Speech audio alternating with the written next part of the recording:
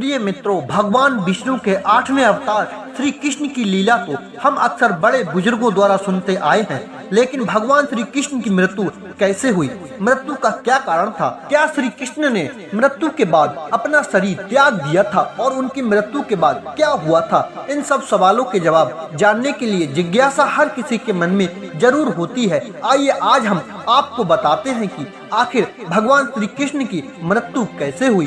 प्रिय मित्रों, भगवान श्री कृष्ण का जन्म 3112 ईसा पूर्व में मथुरा में हुआ था। हालांकि उनका बचपन वृंदावन, बरसाना, नंदगांव, गोकुल और द्वारिका आदि जगहों पर बीता। बताया जाता है कि महाभारत के युद्ध के बाद श्री कृष्ण ने द्वारिका पर 36 वर्षों तक राज किया, जिसके बाद उन्होंने अपना देह त्याग दिया था। उस समय उनकी आयु 125 वर्ष की थी। दरअसल उनकी मृत्यु के पीछे की वजह 2 श्राप है। आइए उनके बारे में जानते हैं। बताया जाता है कि महाभारत के युद्ध के बाद जब दुर्योधन और उसके सभी भाइयों का अंत हो गया तो उनकी माता गांधारी को अत्यधिक क्रोध आया। अपने बेटे के शव पर शोक व्यक्त करते हुए रणभूमि पर गांधारी ने श्री कृष्ण को 36 वर्षों के बाद मृत्यु का श्राप दे दिया। ये सुनकर पांडव चकित रह गए, लेकिन श्री कृष्ण ने मुस्कुराते हुए उस अभिशाप को स्वीकार कर लिया। इसके बाद ठीक 36 वर्षों के बाद उनकी मृत्यु हो गई।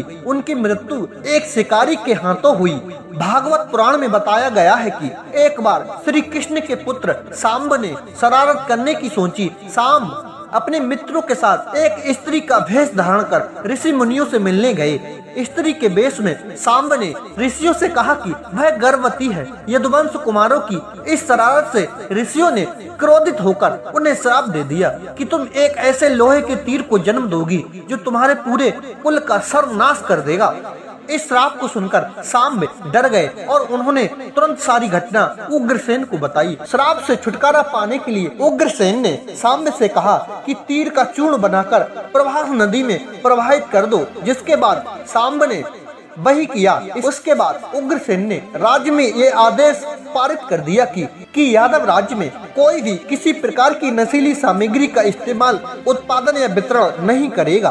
प्रिय मित्रों, इस घटना के बाद द्वारिका में कई अशुभ संकेत देखने को मिले, जिसमें सुदर्शन चक्र, बलराम के हल और श्री कृष्ण के शंख रथ का अदृश्य हो जाना शामिल था। प्रिय मित्रों, धीरे धीरे यहाँ अपराधों और पापों में भी बढ़ोतरी होने लगी और एक दिन सभी नगरवासी मंदरा के नशे में चूर हो गए और आपस में ही लड़ने मरने लगे। इस तरह सभी आपस में लड़कर मर गए। प्रिय मित्रों, भागवत पुराण में बताया गया है कि एक दिन श्री कृष्ण पीपल के पेड़ के नीचे विश्राम कर रहे थे। तब जरा नाम के एक बहलिये ने भगवान श्री कृष्ण को हिरण समझकर उन पर तीर से प्रहार कर दिया, जिसके बाद श्री कृष्ण ने अपना देह त्याग दिया और उनकी मृत्यु हो गई। प्रिय मित्रों, दरअसल इस तीर में उसी लोहे की तीर का अंश था जिसे सांब ने उग्रसेन के कहने पर चूर्ण बनाकर नदी में प्रवाहित कर दिया था। इस प्रकार ऋषि के श्राप के अनुसार ही समस्त यदुवंशियों का नाश हो गया।